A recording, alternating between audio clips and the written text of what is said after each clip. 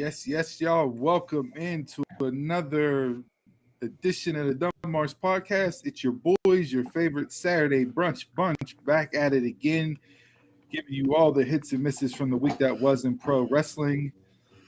Gentlemen, how we living? How we feeling? Doing pretty good. Doing well. Doing good. Yeah. I'm here dressed in full Liverpool garb. The Egyptian god Mo Salah re-signed with the club for another 2 more years. So we got the GOAT back. Sorry about it. Rest of the Premier League, sorry about it. Rest of the Champions League, sorry about it. Here to continue the fabulous run that is. Now we just got to get a couple more signees to put ink and pen to paper. And we'll be right back where we are, sitting atop the board above everybody else. So I'm feeling fantastic right now, living a dream, high on life. That sounds good. Unlike my Vols just a couple minutes ago, it says sayonara to our quarterback. Well, that's what happens with NIL. Yeah, this man was holding out for a new contract. Like, holding out. Holding out. And he came in and signed the biggest NIL deal there was. And he still held out. $8 million. Mm-hmm. Yeah, so the school was like, I'll see you later. Yeah. So we had no quarterback. It's kind of like the Steelers, no quarterback, but for different reasons. So that dude is on. He's number 1 on my HPI. Ooh, the Hogan Power Index is strong in that one. I don't know. Yeah. Hogan might be number 1 on the HPI. He's not leaving that no time soon. Yeah, if you haven't seen the documentary on Peacock regarding WrestleMania 9, I saw clips and I watched it. I needed Squeeze said, AEW, 2 bums together.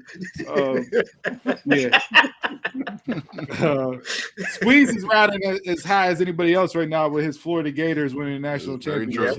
Congratulations. No, I'm not congratulating that. No, congratulations. Hey.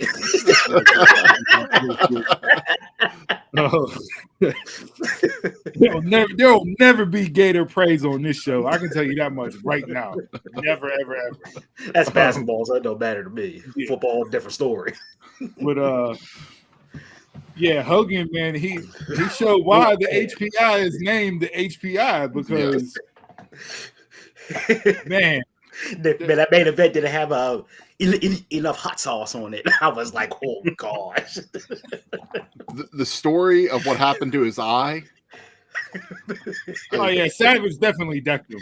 Yeah, so his story was he was on a jet ski with Brutus the day before. The wave hit. He tumbled over the jet ski. First off, why are 2 guys on a jet ski together? No, not together. Like each of them on their own jet ski. Hogan tumbled over, and then he was wearing the life vest. It brought him to the water, and then the jet ski smashed into his face. Okay. They say this like 5 minutes after they tell the story of how Brutus, got injured in his face by someone like kneeing from the water. It's just like, if that did that to Brutus, you'd get more than a black eye if the jet ski hit you right there. Like, he gets sold a jet ski. I'm like, what you guys said, just like, Macho hit him. It did what he said. Me and Macho never hated each other. Yeah. Why are you and Brutus back to back on a jet ski together? It was 2 separate that said, but oh, okay, all right. Because I'm like, man, y'all 2 are riding back to back on a jet ski. They do what they do on their own time. That's their business. It's about to be like those NBA players on that banana float down in Cancun.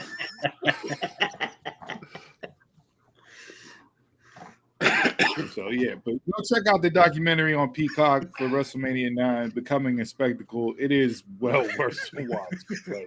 I can't wait to actually dive into it. It was okay. Outside of trips. We're there for one person. Yeah. So other than that, Jay, what's going on with the t-shirt, man? I know you're on this run, but that shirt should have stayed in the 80s. Your nipples are struggling with how tight that shirt is. I'm struggling to breathe over here. It's medium. Medium. It's a medium. I don't know. It's a medium. Man, it looked like you're part of the greasers from the Outsiders. You got the little V in it, just to like rip it off later. So about my man he got on the Bill Belichick hoodie cut off, but there's actual sleeves on that T-shirt. Make it make sense. Make it make sense. So about 10 years ago, I was asking for T-shirt donations for a project, and I guess one of my friend's daughters outgrew the shirt. So she was like, "Here, take it for." We were making blankets. You outgrew that shirt too. I know. We were making blankets for people who lost their home. So I was going through the shirts, and I seen a Michael shirt. Like, yeah, nah, I'm all for the cause. This guy wants to get sympathy for doing a charity bit and acting like we're not going to crack at him. No, we're still coming with the jokes. He was like, you ain't making my Michael Jackson shirt in no blanket. This ain't going in the quilt. You may be homeless, but nah, this got a home. That's all. This is coming somewhere. I don't know. Looking at you right now, I don't know what's whiter. The T-shirt, Michael Jackson on the T-shirt, or you wearing Michael Jackson on the white T-shirt? Because it's just a blend of whiteness right now. It's that almond glow going on right now. Going off the camera, huh? Almond glow. Well, we're back at it again, as we said. Your boys here breaking everything down. We got it. Call me a greaser. He call you a greaser. Hey, soda pop. Soda pop. Go down to the store. I'm waiting for you to roll up a pack of Marlboro Reds in that sleeve. Like it won't be Marlboro Reds. It'll just be that like candy cigarettes. That's what it's gonna be. Tony boy. John Travolta, tell me more. He gonna pull out the knife comb in between his legs and start brushing his beard.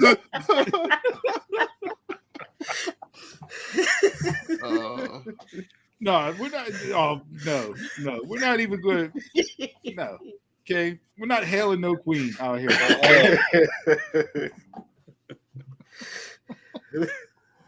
Oh man, hey DJ, that's what hats were made for, to hide the hairlines, brother. Okay. Not out here going to we're all over 40 everything. Something here now. So. Not going to expose everything. I still got a little hairline. I just got to wear red for today.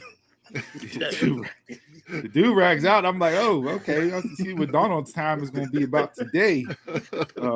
We got a great show lined up for you guys today. We got, obviously, our Mount Rushmores and Mushes of the Weeks with our hits and misses.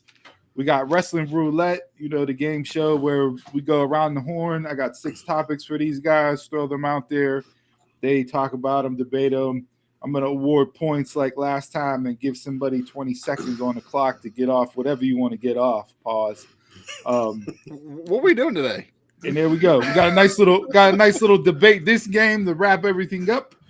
No predictions, thankfully. We got a lot to get into next week. WrestleMania 5 will be live for you guys. 4 shows, 4 straight days. Nothing but the best WrestleMania coverage from your boys, the Dumbass Podcast. So make sure you go over to YouTube, subscribe, check the bell so you get notifications when we go live. You do not want to miss Potomania 5.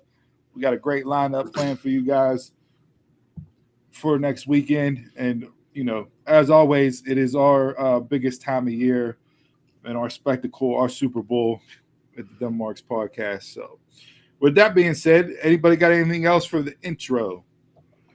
Let's get into it. All right, so let's just jump right into Wrestling Roulette here. If any of these topics leads into a potential mush or Mount Rushmore, feel free to bring it up at that time and we can go over it. But with that being said, let's get into it here. All right, Chris, give me a number 1 through 6. Oh, we gotta go 4. What we got? 4. All right. 4. Drew McIntyre this week was in an interview where he said that if you have great wrestling match and no one gives a damn, then what's the point? They, meaning the audience, needs to care about the reasons why you are having the match.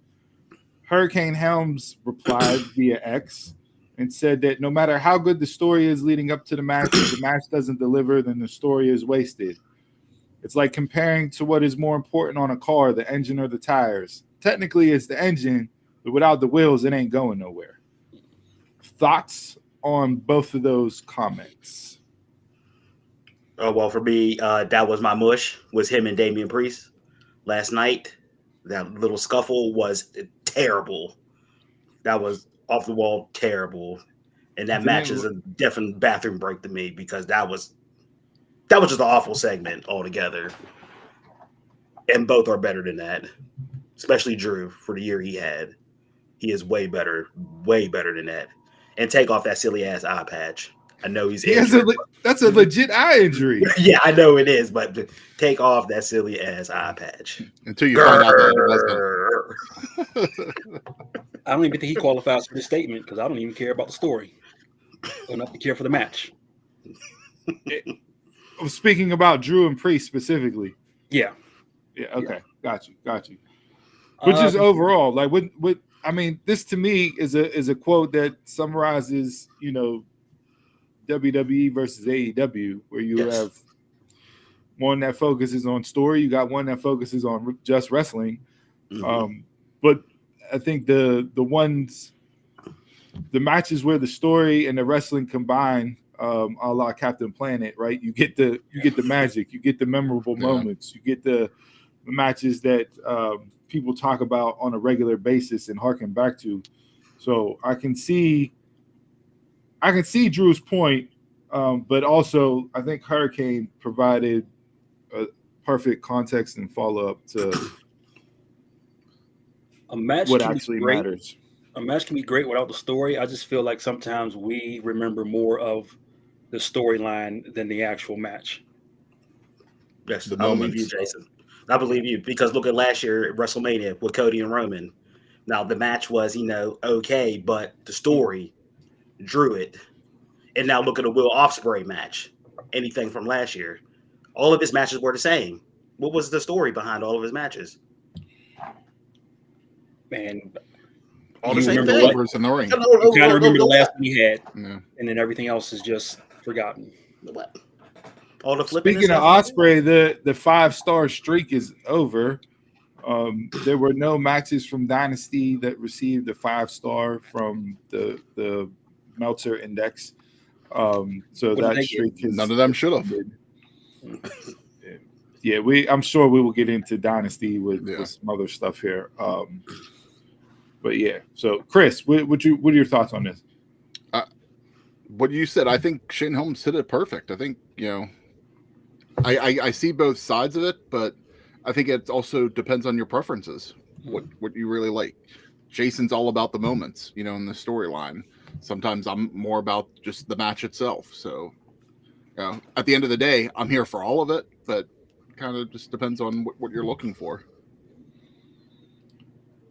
The Baskin Robbins analogy, right? Yeah. 31 flavors. Wrestling got a little bit of everything for everybody, but the sweet spot and where we became, I think, true fans of pro wrestling is whenever you have the story and the match together in sync and it plays out all the way through, right? Yes. So, all right. Let's go bottom right below you. And let's go, Jason. What number you got? 1 through 6? I'll go 2. 2. All right. WWE announced this week that Dory Funk Jr., Ivan Koloff, and the Ugandan giant Kamala as inductees into the legacy wing of the WWE Hall of Fame. What are your thoughts on each inductee and who should get inducted into next year's legacy class? Shall they continue with this legacy aspect of the WWE Hall of Fame? So what is the criteria for legacy? That was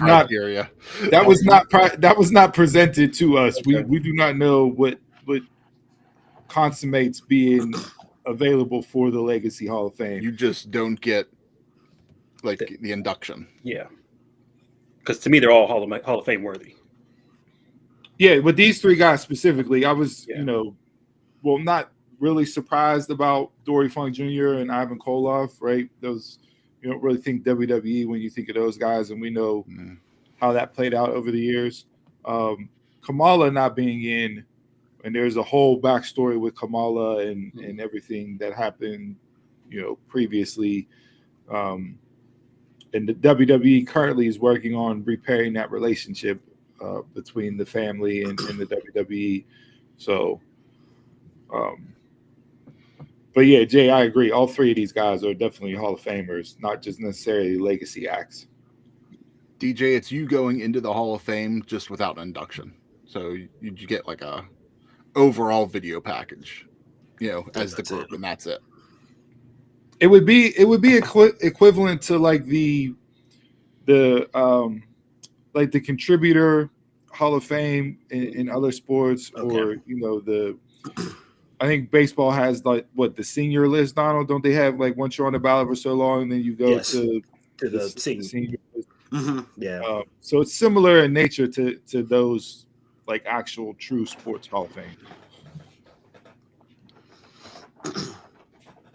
Yeah, to me, all three of them need to be in. For next year, it's hard to say.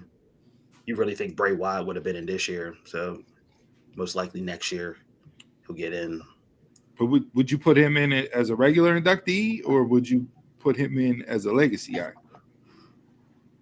I'd go regular. There's enough people to speak on his name. Yeah. I'll go regular because it was different. His character was different at the time. It really stood out. All three iterations of it. Chris, thoughts on this year's legacy inductee class? I don't think they did legacy last year, if I remember. Like, I think they kind of got away from it for a little bit. Mm-hmm. So I was kind of surprised to see it bringing back. I mean, it's a way to put people in, but do we need to constantly add a whole bunch of extra names to Hall of Fame? Like this year, like whenever they were just saying that they were starting just like with Triple H and Michelle and I think and Lex, I was kind of here for a smaller class, and since then they kept adding to it. But I don't know. I'm sure there's definitely some names that we could say on there, but I don't actually remember who's all in the legacy class already to say. If I have one name, and if they're not going to put him in as a true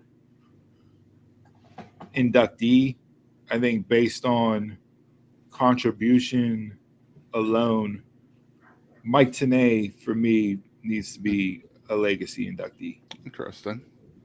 That could be cool because they put in Gordon Soley, didn't they?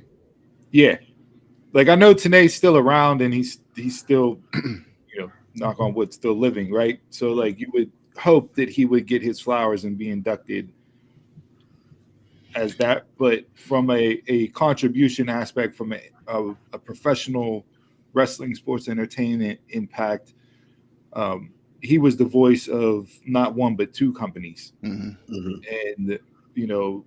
has an argument to be made of being up there on the Mount Rushmore of commentators throughout the history of pro wrestling. So I think Tenay's often forgotten about. The professor definitely needs to get some flowers, but that's one name that I would put on as a legacy and have him inducted into the Hall of Fame that way. If we're not going to do it as a regular induction. Yeah. If and when WWE buys TNA, then I could see that happening for sure. Maybe Miss Elizabeth, since it doesn't seem like they're going to put her into the Hall of Fame. Like an actual induction. Yeah, because there's nobody I want to hear speak on her left. So there will be one person speaking.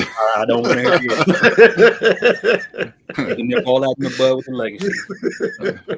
That might be the best way to get her in there. Yeah. All right, Donald, number 1, 3, 5, or 6? Let's do 6. 6. All right. AEW Pillars check-in time.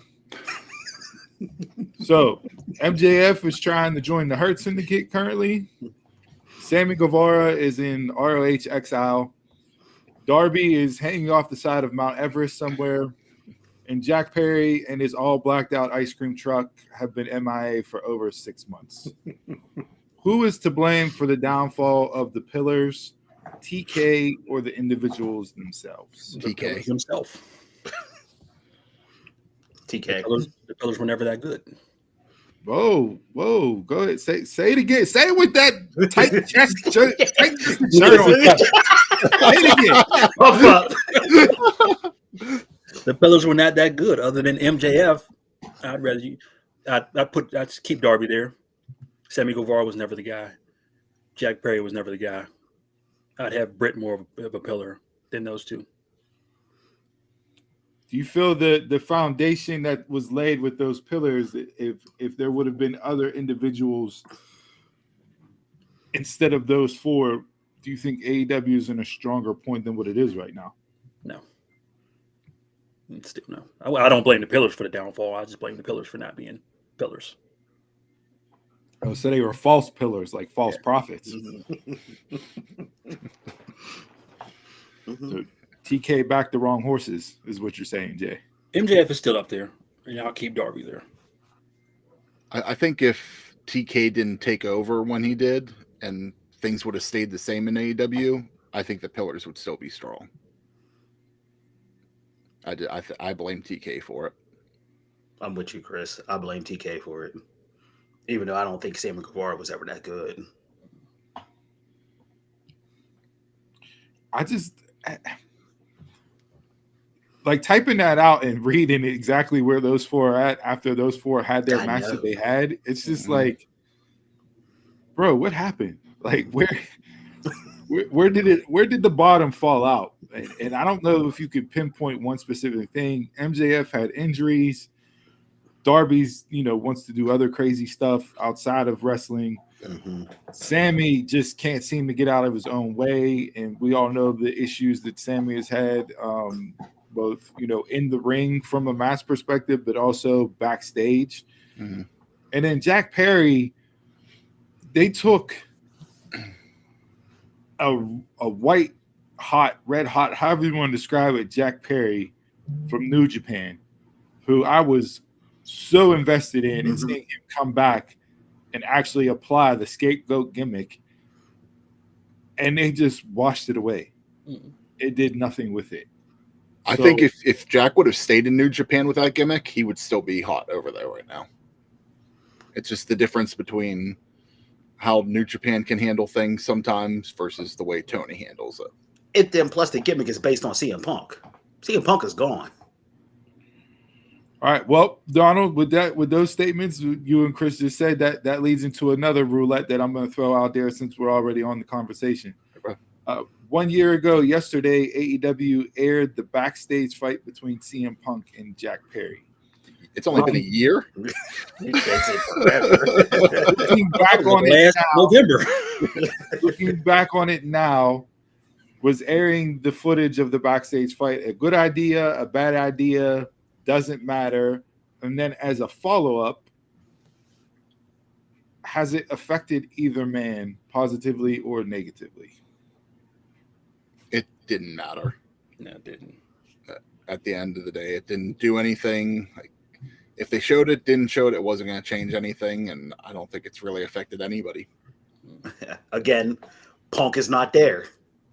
You airing footage of a wrestler who's not on your roster no more. So what is it doing? That's like me screaming at a person over in California, yeah, I'm going to do this, I'm going to do that. I'm never going to see you again. Completely pointless. Kind of like whenever Bischoff challenged Vince. You knew it wasn't going to happen. Exactly. I don't know. There was some definite chances that could have been done given how things were starting to play out between the Monday Night Wars, especially with talent going and pulling stunts at other arenas, a la DX, right? Would it have actually happened? No, but at the same time, I think there was at least some believability in the fact that this really may happen in a rogue situation. And now all that mystery is gone, so it's not going to happen. I think it affected two people. I think Joe got more fanfare out of this. Joe came out a good guy in this, and TK took the brunt of it because he's still not escaping. I feared for my life. So, very good points there. Very good points. All right, Chris, 3 or 5? Go 3. All right. So Sabu's final match is slated for next Friday at Joey Janela's spring break against Joey Janela. The match is a no-rope barbed wire match. Brett Lauderdale of GCW said that he talked to Sabu, and he told Sabu, no one is expecting you to recreate Born to be Wired 2. Sabu told him, don't worry, it's going to be better than that. Thoughts on the match, thoughts on Sabu's career, and thoughts on Sabu's impact on professional wrestling. Who's he wrestling? Joey Janela. He's wrestling Joey Janela. Okay. Yeah. His last match needs to be against Taz, his greatest rival. His career is something else. If you didn't watch ECW back in the day, or you weren't around for ECW back in the day, like, you need to go back and watch some of Sabu's stuff, because that man just did some crazy ass shit in the ring. He was definitely a human highlight reel there. You know, enjoyed to watch him. I don't need to see this match though. Whenever you first announced it, I was like, oh, that's not going to be his last match. But I think maybe he wants it to be his last match. Yeah, no, I mean, everything that he said and he's come out, this is it. This is the swan song. This is the finale. Well, in the first one, he ripped his bicep open. What are we going to do in this one? Oh, no. Yeah. Jay? To me, he's synonymous with ECW. When you say Sabu, when you say ECW, I think Sabu. That's the first thing that comes to my mind for me personally. Just a crazy man. I still point just for no reason, especially at work. They be like, "Where's something at?" Up high. Sabu point. Just a crazy man. Great wrestling. Where are you pointing to? Bombay, Michigan. Don't need to see this match. I think when it comes to Sabu, like, you hear in music all the time, like, so and so is a child of so and so, right? Like, they're from that lineage, they're from that tree based off of what the original did. There are more than numerous names in pro wrestling that you can point to and say came directly from the Sabu tree. And you don't always have to equate the hardcore style to Sabu's tree to make that point known. I mean, you look at Jeff Hardy is a Sabu. You look at Sammy, Sabu. You look at hell, even if you go all the way down to like Omega, Osprey, etc., like, those styles are direct descendants of Sabu and what he did and the prominence that he had in those years and in that era of ECW. Sabu is truly a one of one, which is hard to find in pro wrestling. You don't get many one of ones. And while the style may not be for everybody, there's no denying what he did and the impact and the legacy that he left on professional wrestling. One of the greatest characters ever, one of the true definitions of presenting a talent in a way that gets him over even before the bell rings. When the lights went out in ECW, everybody got on pins and needles waiting to see if Sabu was coming out. Yeah. When you heard the first rip of the entrance music, it was, holy shit, Sabu's coming out. What's going to happen? When he got wheeled out on the gurney with the Hannibal Lecter face mask in the straitjacket, you had no idea what that man was going to do. And it was amazing to watch back then. And there's still times where I go back and watch old Sabu stuff and I'm just blown away by what he did and, you know, the true essence that he provided. It was just, it was a pleasantry to watch Sabu and to be able to see him in his prime during that time. So do I agree with the style of match that he's going out on? No, I don't. Is it something that I'm going to watch? Probably not. However, I do want him to go out in a way that's fitting for him. And this is very fitting for Sabu as far as the type of match to end his career on. Yeah. And Chris, where is he from again? Bombay, Michigan. Bombay.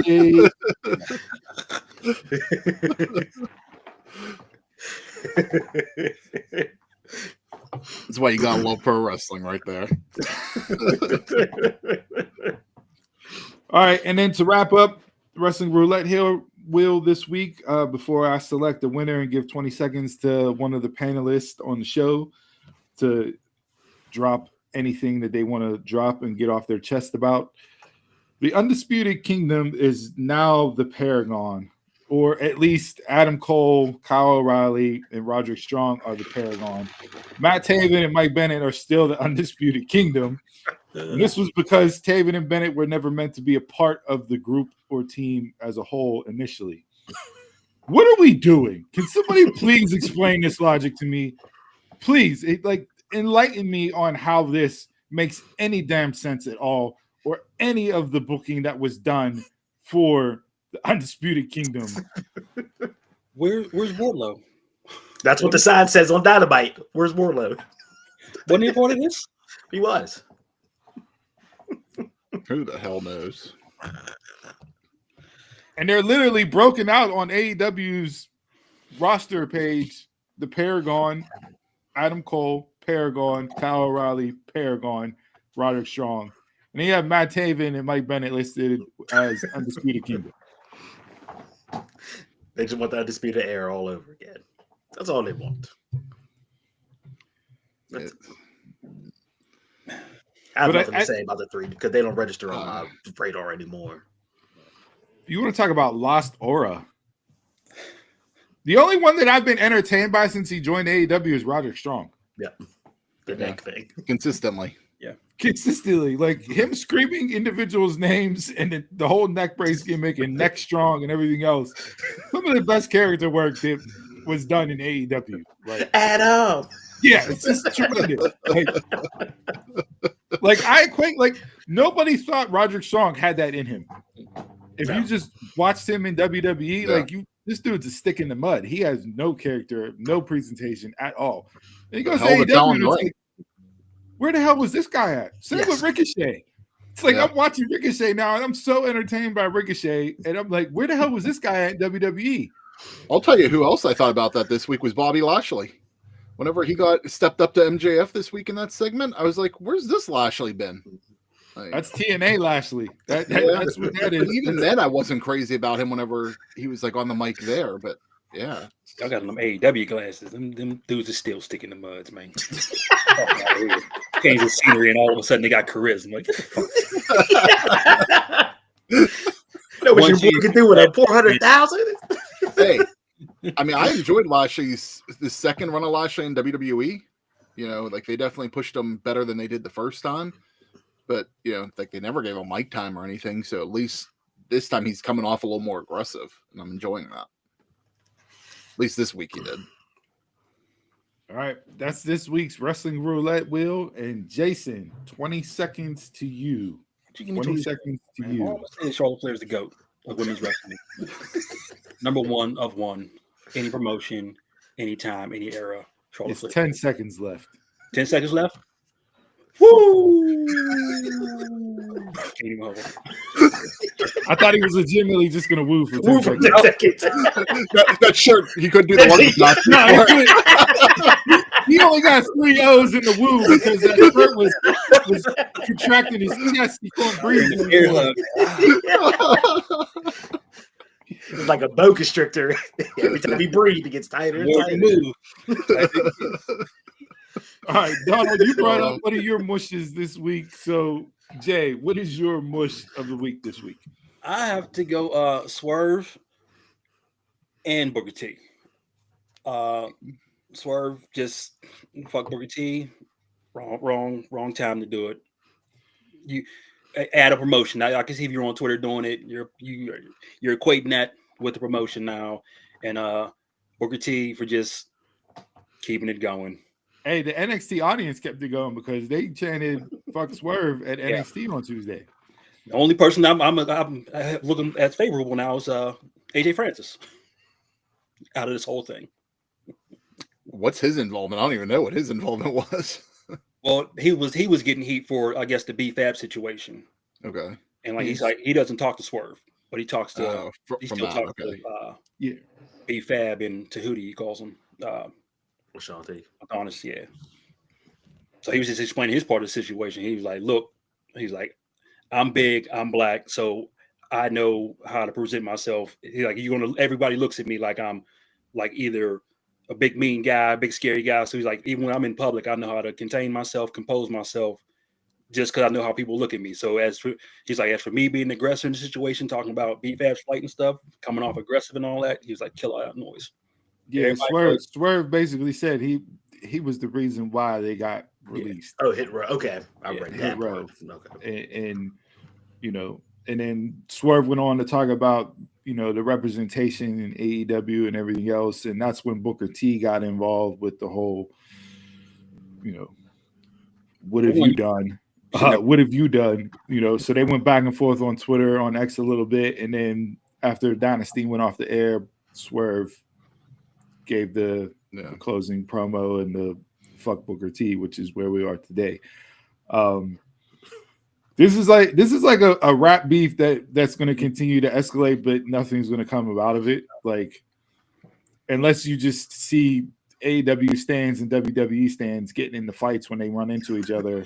East Coast, West Coast. East Coast, West Coast. The people chanting "fuck Swerve" at NXT are going to go to AEW and say whose house. That's what's going to happen. Exactly. Yeah, it is. It is messy, Jay. Yeah, it's messy, and it's like the wrestling pettiness that I don't need, that I don't like. Yeah, it's like, all right, what are like.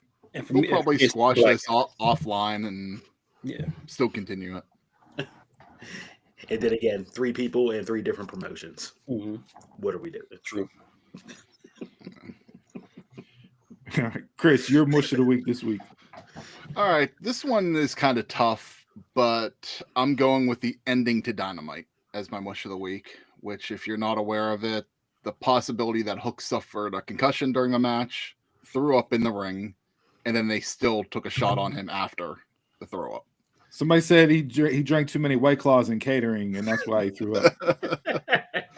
I mean, if you watch that bump that he took from the corner, no, not with it was like kind of like the heart attack that he took. Like his head definitely bumped out on the mat, like, and he definitely squirmed for a bit after that. So if it is a concussion, I wouldn't be surprised. But you know, the fact I get where it was placed, they were trying to end the show. But if you see something like that happen, you gotta adjust on the fly. Yeah, like, it's wrestling 101 is protecting who you're in the ring with, and I don't know. Looking at the clips of it, I don't know if Claudio was able to recognize the situation for what it was based on that. You could tell Yuta was talking with Hook a bunch from the time the bump happened to the end. So he was paying attention. Like Yuta should have been the one saying to Claudio, you know, either we got to go a different direction or. Yeah, that's he definitely. But does Yuta have the experience to raise and throw that audible out there? Because, you know. But then you got the ref in the ring. The ref, you know, you could have said something to the ref, and the ref could have been directing it too. So you have what, 4 vets in there, and Yuta's the one standing up or stepping up? Well, you got 3. You got Joe, Claudio. I'm not even saying the overseer. I'm not putting it on one of them. You know, that it's on one person's shoulders. Like everybody in that situation, it should have been done better, handled better. Yeah. You know, if it turns out that he didn't have a concussion and it happened for whatever reason, you know, we can write that off. But you know, it's hard to argue that it wasn't the way it played out, but to be determined. it's just not a good look, right? Yeah. And then to have him throw up and then Claudio just pick him up and immediately do the gut buster stomach wise directly onto the chair. It's just like, at least he didn't like make him take like a legit like head bump or something. Yeah. Still. Yeah, still. Agree. Yeah. Especially the chair with the legs up. Yeah. I mean, he shouldn't have taken anything. But yeah, I mean, there were a lot of misses with main events in AEW last week.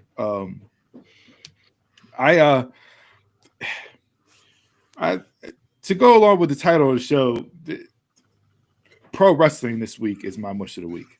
What a letdown! Given where we're at in the season and what's going on, Dynamite was a letdown. Or I'm sorry, Dynasty was a letdown. Dynamite, the follow-up to Dynasty, was a complete letdown. Raw, NXT, SmackDown. All letdowns. Like, I was completely defeated and just let down by pro wrestling this week, given the fact that we are literally 7 days away from WrestleMania. You can throw TNA in there too this week. Yeah. I watched Impact, and you have an event next Thursday. Well, I don't necessarily mind. I like the international title tournament, how they set that up with the 3-ways and that.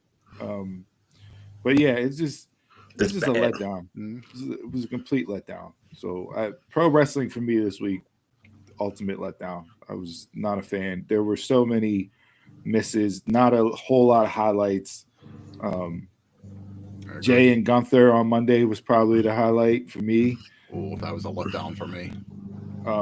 Nothing on SmackDown last night tickled my fancy at all. No, nothing. That was 3 hours of that was waste.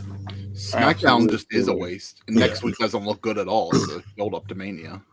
Like, what are we doing with Bayley and Lyra? Why are they getting title shots? No. You had Piper and Alba right there. A tag team. Like, you have other tag teams. So you had Bayley and Lyra have a match on Monday for the IC title. It had its moments as far as being a good match. I had a differing opinion from everybody else. I thought the match was a dud. I thought it was sloppy. It was not what I was expecting out of those two.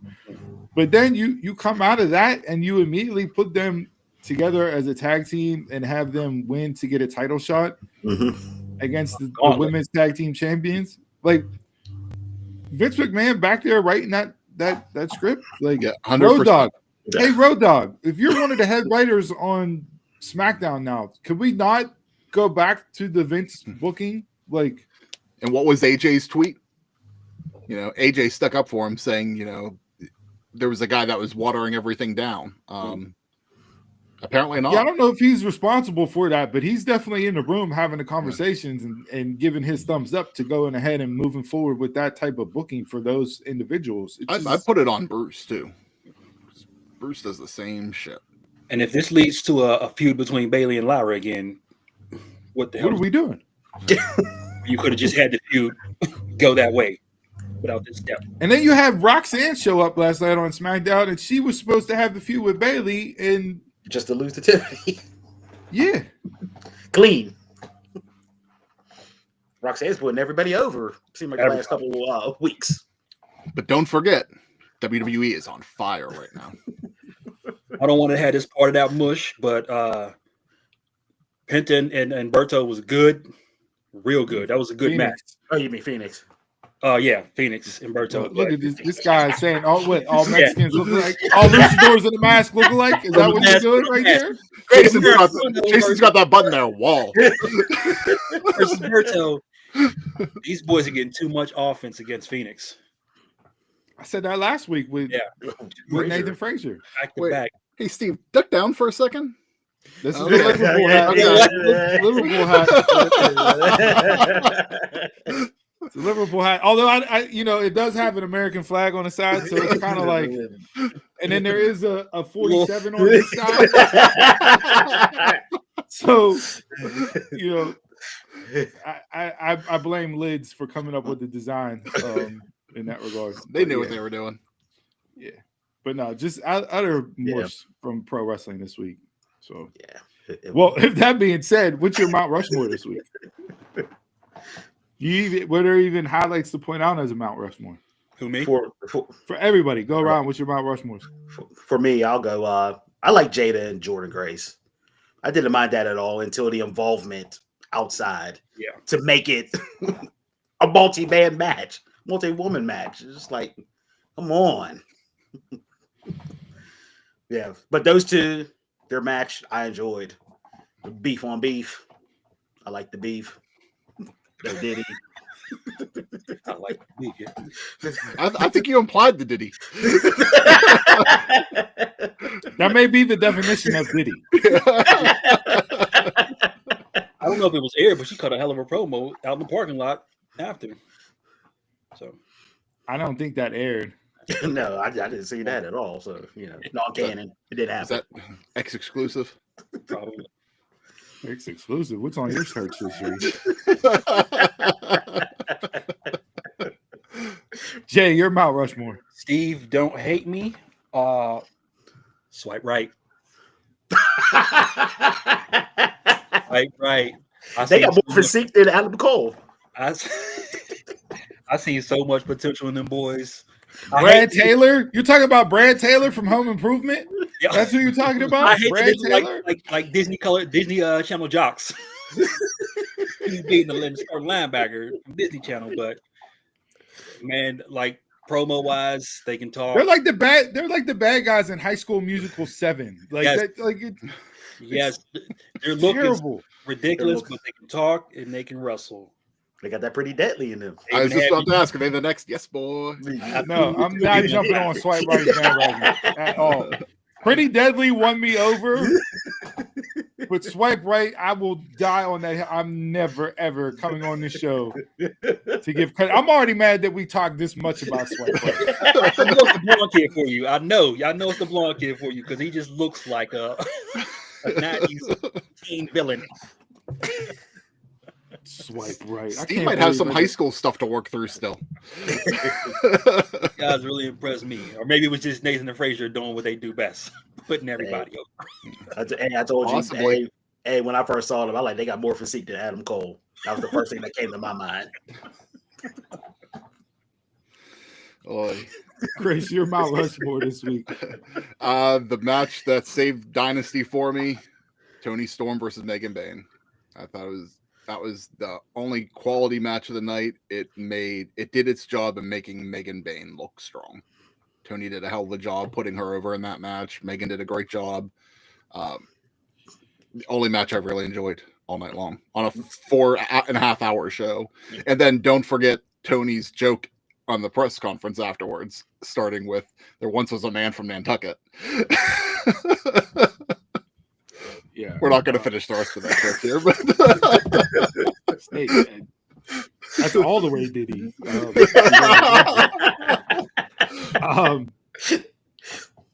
That match for me was like the definition of using a roll up effectively to win. Mm-hmm. Like it kept Megan strong. Toni took the brunt, did what she needed to do, got out of there alive with her title, still champ. But you definitely questioned during the match, like, are they really going to put the title on Megan? And Megan is somebody that will have gold around her waist sooner rather than later. Oh, I believe it. Like, there's no doubt about that. Just the presence and the aura of her on Wednesday, like pretty much any single time she comes out on screen, it jumps out at you. So yeah, I got no qualms with them two being on a Mount Rushmore this week. Like you said, that card, just a huge letdown, man. Huge letdown for that card. Like we described it last week as the card on paper looked like it should just be an episode of Dynamite. Mm-hmm. And that's exactly how the majority of it felt. Yeah. The Young Bucks come back. my Mount Rushmore this week is wrestling adjacent. So I'm gonna give my Mount Rushmore this week to Pat McAfee. Pat McAfee hosted his Big Night Out event here in Pittsburgh. He's from Pittsburgh on Wednesday night. The event started at 8:30. It ended at midnight. He gave away over $2 million to individuals in the crowd. They actually won money. You had 2 people win $100,000. Another person won $2 million to end the show. He had Philly fan, decked out in Philly gear. I'm not. They got booed out of the arena, but the follow up afterwards, him and his wife are expecting their first child. It's going to change their life, everything else. So I'll give it a pass. But just for him to come in and pull off that type of show, he had Jelly Roll, he had Wiz Khalifa, Snoop Dogg, Shane Gillis, Michael Cole. Flew in actual sumo wrestlers from Japan to have the sumo wrestling match in the middle of PBG Paints Arena. Donated, I think, over $400,000 to local charities in the area for multiple, benefits and charities itself. Just overall, main event, Jey Uso was there. They had a yeet off. It was an entertaining night for a local kid from Plum Borough to go out and do that and give back to the city. For me, and it sold out in 40 minutes? Yeah. Over 12,000 people there. I don't know if he'll ever do it again, but it was definitely entertaining, and I enjoyed the show. And I think they were testing it out. I think that's what the point was. It wouldn't surprise me if they weren't going to try to pair it with, maybe not necessarily always WWE adjacent, but pair it with an event. It was a WWE production. So WWE, you can tell by the lighting and all that stuff. Yeah. They did the ticket sales for them. And it wouldn't surprise me if SummerSlam or WrestleMania, they could pair something like that together, or, college football championship or something. I think if they do the next one, they do it again. And this was, he said it himself. This may be a one and done thing, but if they were to pair it up and do it like you said, Chris, to me, it would make sense to do it the next time WrestleMania goes to Indianapolis, because they're scheduled to get one in the next coming years. If it hasn't already been announced already, but they have the partnership with the city of Indianapolis. He lives in Indy. I think that's where you can potentially see the next one being done. But Pat McAfee and his Big Night Out is my Mount Rushmore of the week this week. They said he did all the advertisement himself. No ads, no nothing, just word of mouth coming from him. Yeah. He paid for the show himself. Like I said, he donated over $2 million, over $400,000 to charity. You saw Big Ben Roethlisberger, Paul Skeens, Sidney Crosby, Chris Letang, Gino. It was a black and gold 412, just absolute love for the city presentation done on Wednesday night. So as an individual from Pittsburgh, born, bred, and proud of it, tip the hat, salute Pat McAfee and the boys for doing everything they did on Wednesday night. Absolutely. It was an entertaining show. All right, so there's your mushes and Mount Rushmore with your hits and misses for the week in pro wrestling. Let's get into a little debate this.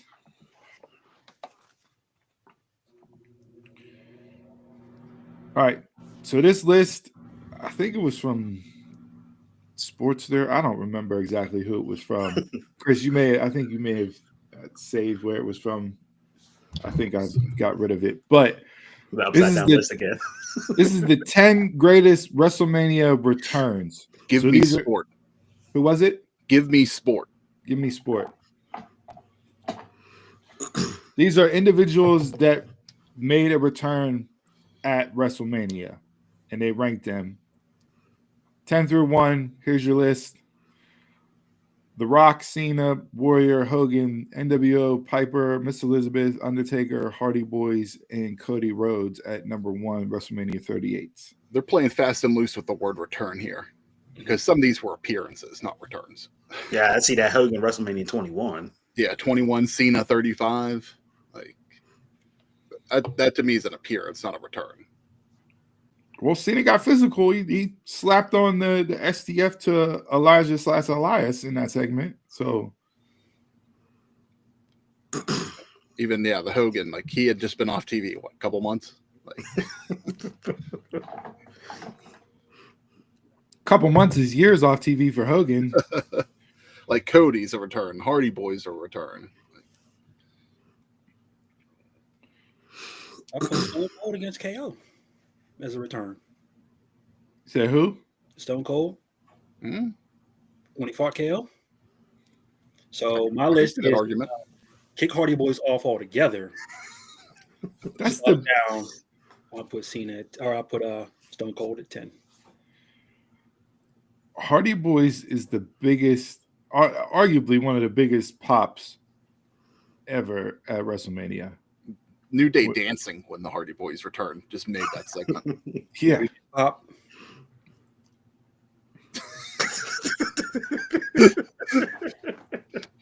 Pretty sure that was like, get the out of here. That shirt's gonna pop if you lift your arms up too fast at the same time. While Cody was tremendous, right?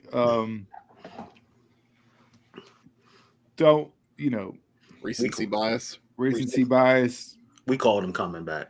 We did call him coming back, much like a lot of people called him coming back.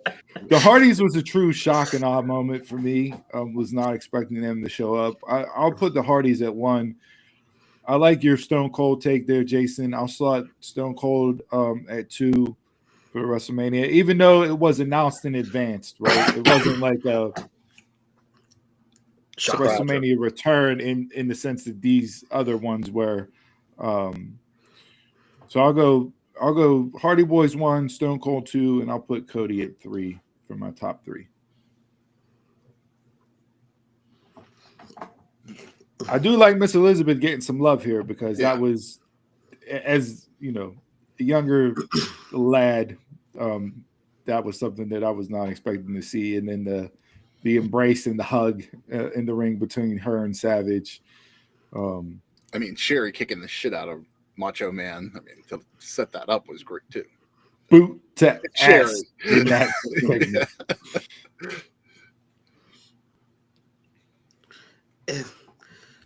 NWO just need to get off altogether. That was Pause. terrible. I didn't like that because in storyline wise, Sting and NWO never seen eye to eye. No. Yeah, it never made sense. No, it didn't make sense. And again, is that a return or just an appearance? Because they didn't do anything. They fought DX. What are you talking about? They did the that was a geriatric throwdown. Yeah. It was. Yes, it was. Yeah, I'll go Hardy Boys 1. That was a commercial for what's the damn, I can't remember the name of this, the freaking shake. But never mind, it passed. It's not gonna land.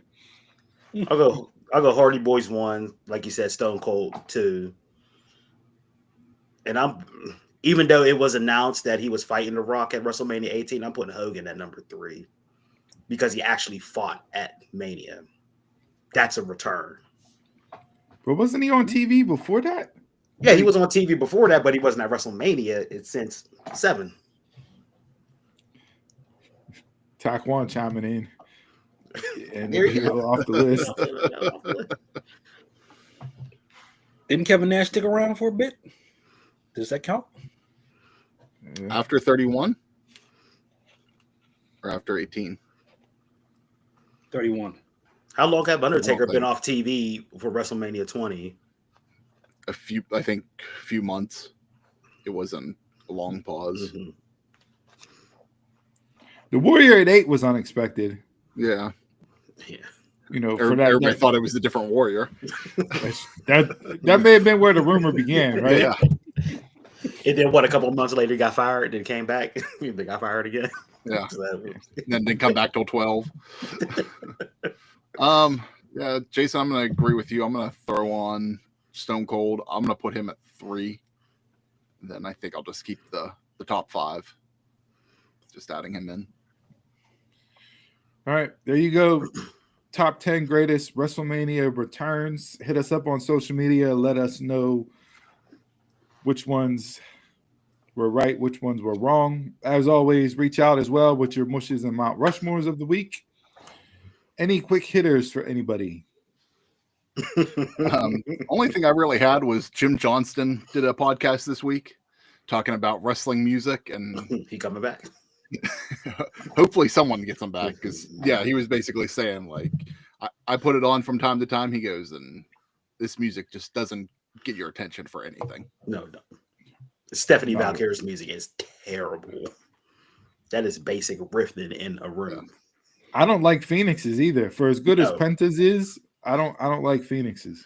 Phoenix's sound too flashy, too many light bulbs and all that stuff. I hate that, man. I don't got what is it, the epilepsy or whatever, but that shit is triggering.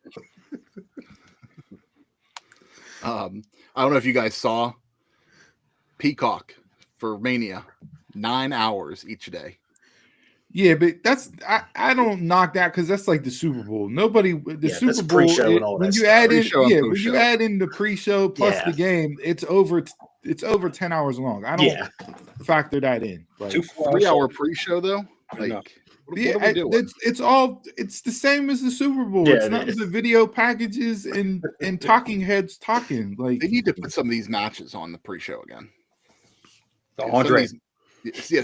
More people can get on the card? No, not add more. Take some of the matches from the card and put them on the pre-show. NXT. They only have 7. They only have 7 matches for each night. Yeah, they could still do 5. That I will be okay with if you do NXT before then. Mm-hmm. That would be better. You could have done that night 2. Do all your kickoff night 1. Run through everybody's list. Night 2 NXT. I think you're being an old man just to be an old man with this one. It don't matter. Nobody it's. Yeah, I'm not watching. Yeah. Do you bitch about it with the Super Bowl? I do. Or the NBA Finals? Like this. I mean, just like those, I don't tune in for the pre-show. I won't be tuning into the pre-show for WrestleMania either. I look at kickoff time. I'd be pissed about that because they say kickoff like 12:30. Kickoff don't start until, or not 12:30, like 8:30. Kickoff don't start until 15 minutes, 20 minutes later. I want the time the ball gets kicked off the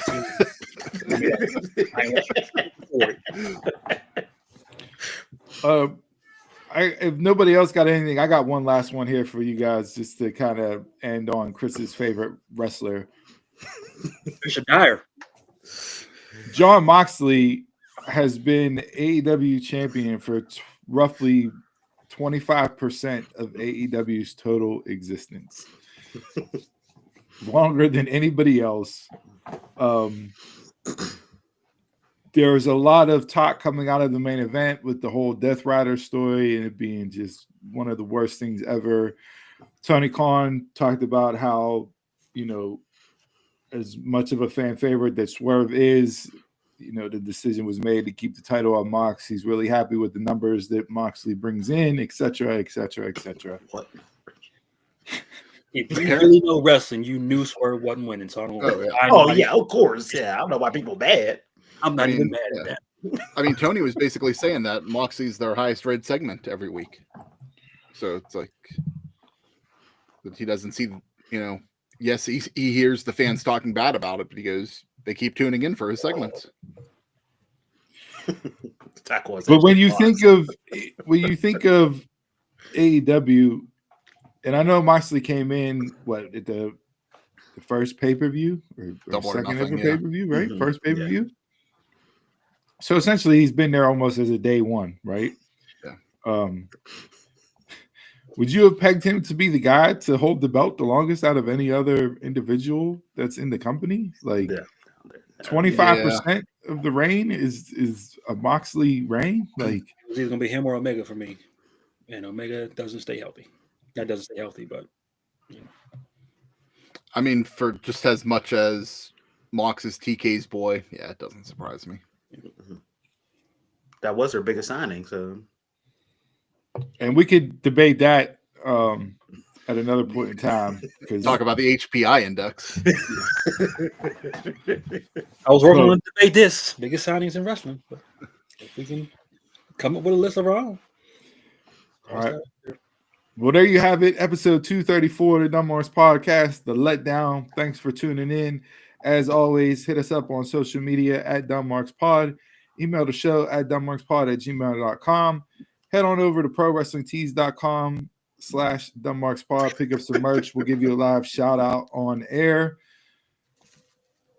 Thanks for tuning in. And with that being said, I'm a Mark, you're a Mark, telemark. And until next time, y'all can catch us around the way.